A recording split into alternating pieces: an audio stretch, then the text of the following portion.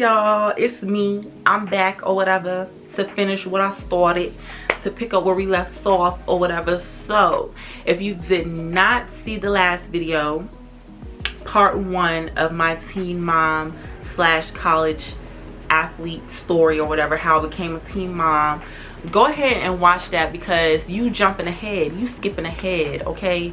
You not gonna understand nothing that's going on. You need to start from the beginning. When you read a book, do you pick up on the book and start reading from the end first? No.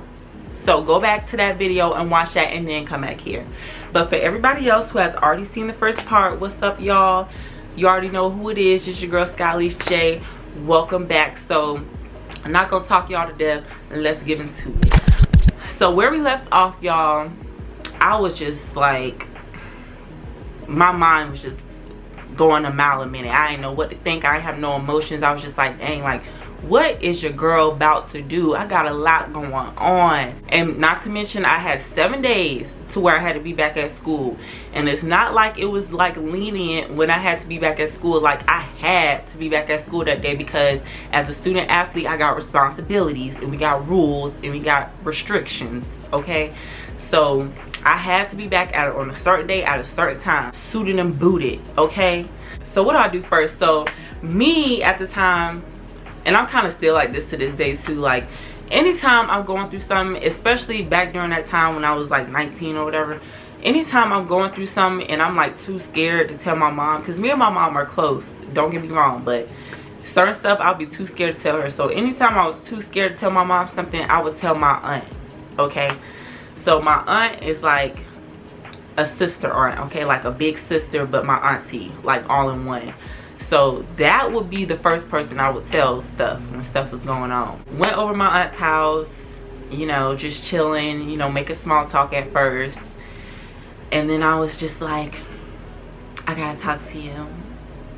And she was like, what's going on? And I was like, I got something to tell you.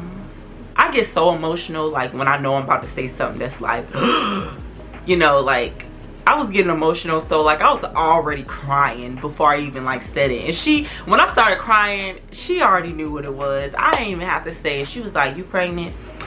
And I was like, yeah. I don't even remember exactly what she said, but basically she was like, so, you know, what your baby daddy say about it? And I was like, I mean, he ain't say nothing about it. You know, he's not opposed to it. He's not telling me to go run to the clinic or nothing. We about to start a family. You know what I'm talking about? Like, about to have the course in the back, all that. So she was just like, you tell your parents yet? And I was like, of course not. And she was like, well, you know, you gotta tell them. So then I was like, okay, let me call them. So at the time, I believe my dad, he was not in town, and my mom, she lived in Florida or whatever. So, well, I think my dad was in town, I don't know, but anyway, he was not where I was at the moment, and my mom was all the way in Florida. So I had called my dad first, and I was like, hey. He was like, hey, what's up? And I was like, oh, I just need to talk to you about something, but I need to get mom on the phone too. And you know, my dad ain't got no patience, so he was like, what is going on? And I was like, I'm gonna tell you in a second. You know, I just gotta get, you know, my mom on the phone and tell you both at the same time. So I get my mama on the phone. That lady ain't got no patience either, okay? Like, I got it honest. That lady don't got no type of patience. She just as bad as my dad. She was at work. She's like, what's going on? What's going on? And I was like, well, y'all about to be some grandparents.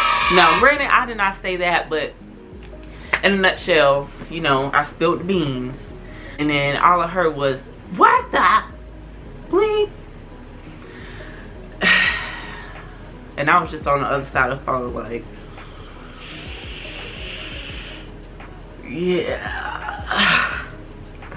So my mom was just like, I'm gonna have to call you back because I'm at work. Because I knew she was pissed, okay? And I don't know if my dad was really, I think my dad was just mildly pissed. He probably was like disappointed more than anything, but my mom was like livid, okay? She was livid. They called me back like about 5 minutes later. I'm assuming they had to consult with each other before they called me back.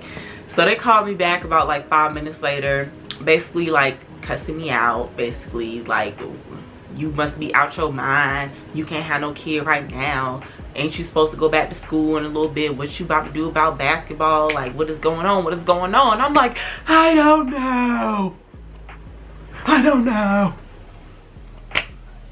I'm just as bamboozled as you are, okay? I'm just as bamboozled as y'all are.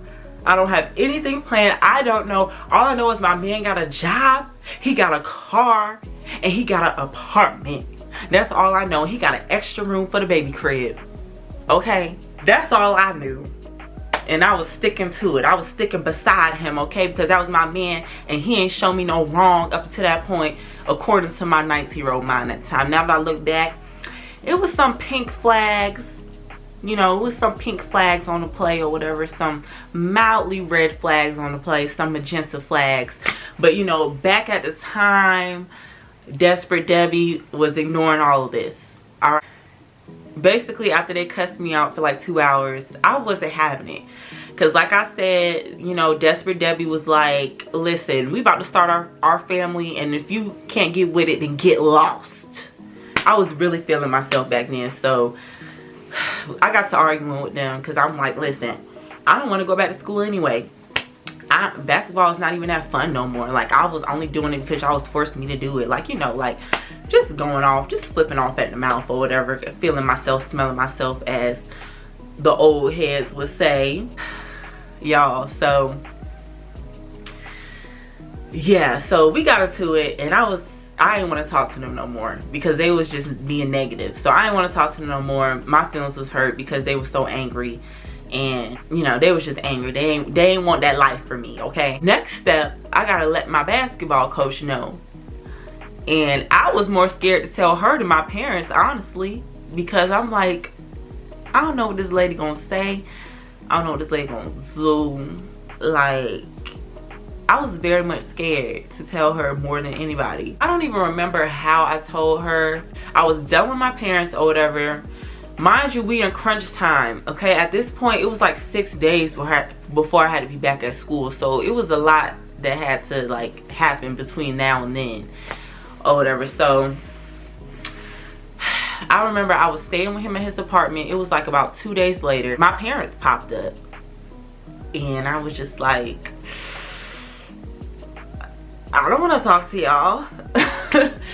My parents popped up at his place or whatever, so I had no choice but to talk to them. So my dad was in the car, because mind you, from the time that I told him I was pregnant up until this point, I was getting cussed out. Like, they was dragging me. They was ripping me to shreds, okay? I was getting dragged. They was on the block list at that point. I didn't block them, but I wasn't talking to them no more because I didn't want to hear nothing they had to say. They was being so negative, and they was just like, you're ruining your life. And you know, like, who listens to their parents when they're 19? So I wasn't, you know what I'm saying? And I'm not saying this is what you should do. This is just how my stupid self was thinking at the time. Do not follow in my footsteps. This is for educational purposes only, not inspirational, educational, okay? Thank you. Now back to our regularly scheduled program. So my parents popped up. So my dad was in the car because he was just so pissed with me, I guess. He just couldn't look me in the face. So it was just my mom who came up to the apartment and was at the door, because I guess he thought that she was going to be able to sweet talk me into not ruining my life. But child, I was gone. I was gone as the winds at that point, honey. I'm gone with the wind, tagless. I'm gone with the wind, tagless. So my mom came upstairs trying to talk some sense into me. I wasn't having it. So then my dad came up to join her. Still wasn't having it or whatever. But at this point, they wasn't cussing me out and yelling at me anymore. They was being calm. They was being collected. They was acting like they had some sense, okay? Like, they was chill. They was trying to be cool about it because they wanted to, I guess, try a different way of approaching me to try to get me to not ruin my life, because obviously yelling and screaming and cussing me out was not working. So they was being nice. Well, I wouldn't say being nice, but they was being like cool at this point. So now both of them are talking to me and they're like, oh, did you tell your coach yet? And I'm like, no. And they're like, when are you gonna tell her? And I was just like, wasn't planning on it. I wasn't planning on telling her. I was just gonna go back to school and, you know, make it do what it do, and figure it out from there. And they was like, you gotta tell her, you gotta tell her. So I forgot how I told her or whatever. I think I texted it to her. I believe I texted it to her because, mind you, I was 19. That was not the proper professional thing to do, was to send somebody that type of text message. I should have called her, but I think I texted it to her, and like an hour or so later she called me. And by that time my parents were gone. They had left. So she had called me back when I was alone. And now that I think about it, I'm assuming that when I sent her that text, she called my parents first and was talking to them. And after she got the phone with my parents, then she called me. Okay, so remember this part of the story or whatever that I'm telling y'all about her calling me, right? And calling my parents before she called me. So we on the phone or whatever, and she's just like, oh, like, we need, like, what's going on? And she was just like, wow, like, you know, like, you not ready to be no mom, and da da da da. And then she was like, you know, we need to meet in person, because she was driving. She happened to be like in the area coincidentally, and she was like, we need to meet in person. I'm gonna meet you at this restaurant or whatever tomorrow at this time, and we could talk about it in person. So I'm like, okay, cool. Like, this is about to be like a little nice little cool little meeting. Me and her just about to chop it up or whatever, you know. I'm about to get some insight from somebody that's not cussing me out, right? So the next day gets there and I meet her at the spot. She's in there, you know, sitting at the table by herself. And I didn't think nothing of it, but now that I think about it, it was a big table just for 2 people. I was like, why is all these chairs, you know, at a table just for 2 people? Shut it down. We talked for a few minutes. Then my parents walked in. And I don't even think my dad walked in. I don't think my dad walked in. He waited in the car because I guess he was mad. So my mom walked in. And I was like, oh God, like, this is an intervention? Like, why is we doing this? I thought you supposed to be my coach, and you then playing this intervention with my parents. So my mom came, sat at the table, and we just talked about it. And they was trying to make me realize that now was not the time, you know what I'm saying? But I wasn't hearing it, because I'm like, it's done now. And I was like, you know, it's not the end of the world. My man got a job. He got his stuff together. And we gonna be good. And, you know, we gonna be straight. You know, it's not even that big of a deal. Like, it's not like we got nowhere to live. And then my coach was like, so what you gonna do about basketball? Because basically she told me that, you know, like, you can't expect me to give you something and I can't get nothing in return from you, because clearly, as y'all remember, my grades were not that good the year before. I was out the whole entire season because I had torn my ACL, and now I'm pregnant.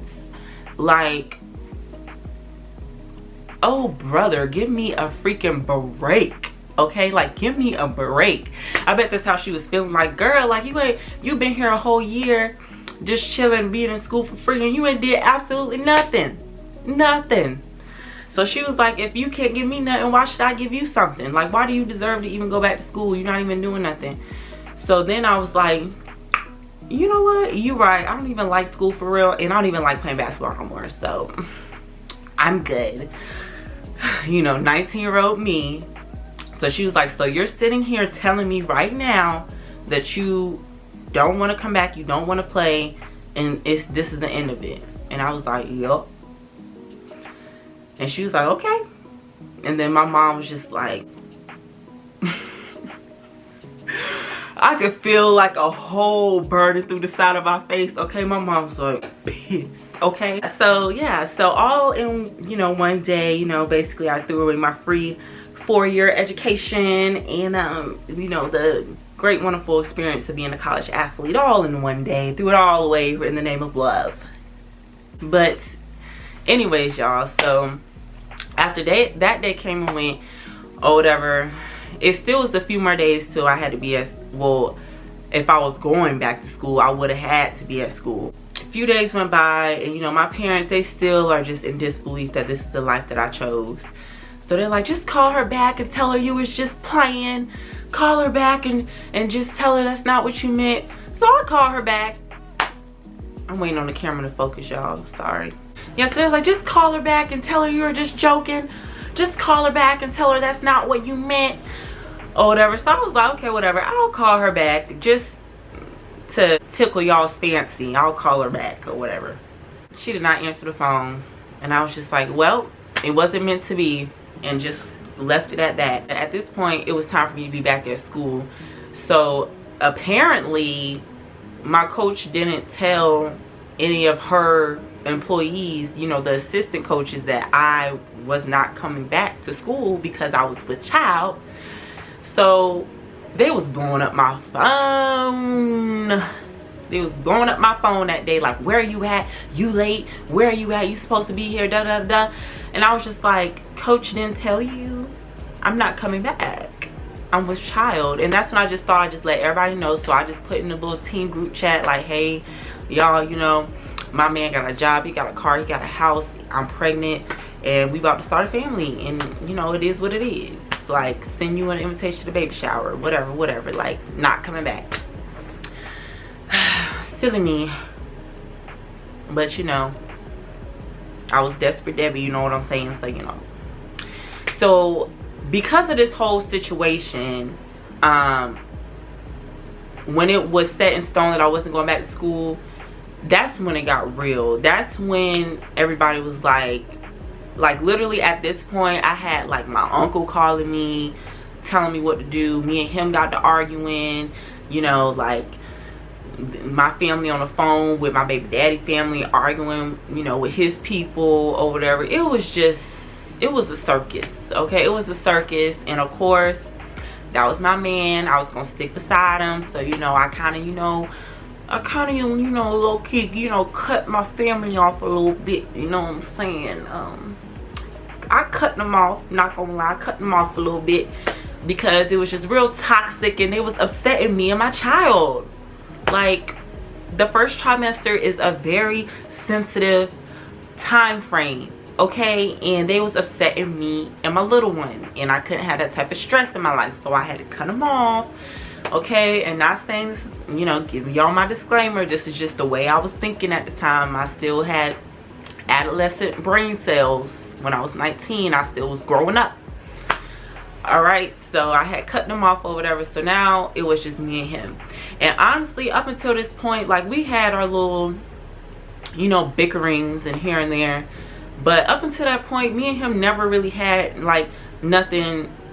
So what I was thinking at the time, we never really been through nothing like to make me feel like he wasn't gonna have my back or whatever. So child, as soon as I cut my family off for him,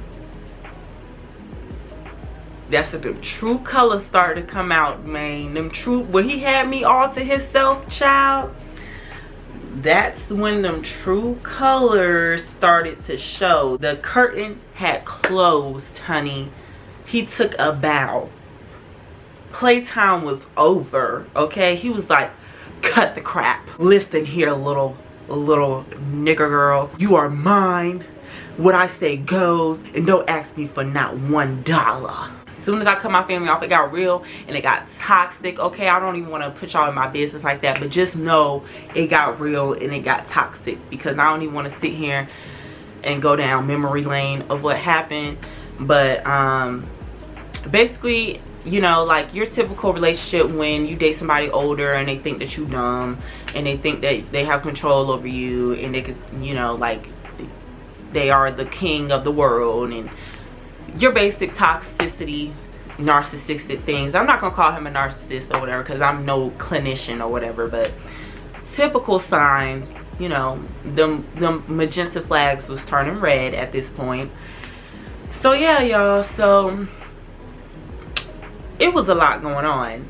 And this was about 2 months in, and we had got like into an argument about nothing, like absolutely nothing. It was like a big old argument, and I just could I believe it was over some tacos, y'all. Like, well, I was pregnant at the time, so it cut me some slack, but we was arguing over some tacos, y'all, and it was like a huge argument. It was a huge argument. He ended up putting me out. He ended up putting his pregnant girlfriend out on the streets, y'all. Okay, he put me out, which he wasn't for real, but he put me out. Like, he had me thinking he put me out for like a good like 2-3 hours. Okay, so when he had put me out or whatever, mind you, I have no car because the car that I was driving belonged to my aunt, and you know, I had cussed everybody out and told everybody to go to hell, so she took the car back. So I ain't have no car or whatever, so he kicked me out. And just a little side note or whatever, this is just goes to show you, like, however people treat you when they feel like you don't have nobody else, like when they're the only person that you have and they treat you like crap, like, that just really like shows you what type of person they are. Because if they know that you're like, that's why as a woman and as a young woman, you need to be focused on being all that you can be and having your own identity and being your own person before you decide to be in a serious committed relationship with somebody or to get married and to even have a child, which I don't recommend having a child before wedlock. But you know, we grown, so you know what I'm saying. But I don't recommend. I highly disagree. I give it 0 stars. Okay, but anyways, that's what I was saying. So just make sure that y'all have y'all stuff together and y'all have y'all stuff on point, and y'all the baddest be on y'all own before y'all go intertwine y'all life with somebody else. Because if that's not the right person for you, which most likely it's not, like, they will really take advantage of that, and that's not cool at all. But anyways, so he had put me out, and at this point we have been arguing like every day, and like the tacos was just the straw that broke the camel's back. I couldn't take it no more. So like, it was all good like 6 months ago. Like, what's going on? And so at this point I'm like, dang, like I really gave up like what I had going on for this. Like, this is the ghetto. Okay, this is the ghetto. So at that point, that's when it was starting to hit me. I was like, dang, like. But anyways, so I love my daughter or whatever by any means. Like, I don't regret her at all. It was just like the situation I had going on with, you know. But anyways, so make a long story short, you know, I wanted to move near my mom. I wanted to move down to Florida to be near my mom. So like around January, so I was due in April. Okay, so this is like around like January, and me and him was not talking at all. He already like threatened me and said that if we wasn't gonna be together, then he wasn't gonna take care of his responsibility. So at this point I'm like, I gotta do what I gotta do for me. So I was like, you know what, I want to move to Florida with my mom or whatever, and I want to have my baby there. Yeah, I moved to Florida about February of that year. So about a month after I decided I was gonna move, I went ahead and I moved. And I moved down to Florida, you know, like I moved in with my mom. Like, she got all the stuff for the baby because he wasn't gonna do anything, because at that point he was mad because I moved. He was like, well, since you moved, I'm definitely not about to do nothing, thinking that's gonna make me come back. But I didn't. I stayed down there, and I ended up having my daughter down there, and he did drive a little distance or whatever to come see his daughter be born. I do give him his props, but just the week before that, he was threatening me now, talking about something, he won't go do nothing for his child. But when the time came, he came around to it, and he came and saw his daughter be born. But at that point, I couldn't stand his guts. Okay, I couldn't stand his guts. So when he came to see his daughter be born, I wasn't under the impression that he was going to stay in the hospital with me the whole entire time. So he stayed in the hospital with me the whole entire 2 days. And mind you, I just couldn't stand him at the time. So I'm like, bruh. And he was trying to be, you know, like all lovey-dovey and stuff. Like a big happy family, trying to act like nothing ever happened. And it's like, I don't forget stuff. He the type of person, like he'll wish all hell will break loose on you, and then 2 hours later expect you to not remember, or just just let it go because he ready to move on. Like, I'm not that type of person, but that's the type of person he is. So he was ready to be like a whole happy family or whatever at that point, which is why, a little side note, which is why I do not recommend dating guys who got young babies. Because I'm not going to say don't date a guy who has a child, because that's hypocritical, because I have a child. But if you're dating a guy and he got a little young baby, a little young boy, do not even entertain it, boo-boo, because at the end of the day, that man gonna want his family together, okay? He gonna try it a million times until it don't work no more, and you just about to be used and abused in the process of it, okay? I do not recommend. And then all he gonna want to do is sit around and talk crap about his baby mama all day to you and use you as a therapist. So I don't recommend dating a guy with a young baby, okay? Thanks for coming to my TED Talk. So he drove that long journey back to where he came from. Some time goes on, and he's like calling me like every day, wanting to see the baby or whatever. And of course, from him FaceTiming me every day, like, we kind of rekindling our little flame or whatever that should not have been rekindled. It was what it was. But you know, we trying to work it out at this point, because you know, he acting like he got a little bit of sense at this point, trying to work it out or whatever. So he ends up convincing me to move back to where we're from or whatever. So like the little dumby I am, I moved back to where we came from. Like, he came with the U-Haul truck, loaded all our stuff up, and drove us all the way back to where we came from. And we moved right back into the apartment where we started or whatever. To make a long story short, it ain't end up working out for the same exact reasons why we broke up in the first place. And yeah, now I am a single mom, and I've been thriving ever since. So I got my own house, I got my own car, 2 jobs, work hard. I say that all to say that, you know, it was a long journey. You know, I had to give up a lot of things. I had to let go of a lot of things. I learned a lot of lessons, but I survived. I survived. And that was just only the beginning of, you know, me being a desperate Debbie. But you know what I'm saying? I'm recovered. I am recovered now. I am renewed, and I am here to be able to tell you guys my story so you do not make the same mistakes as I do, and for me to give you some insight, you know, to just relationships and just being a young, you know, lovely woman who is independent.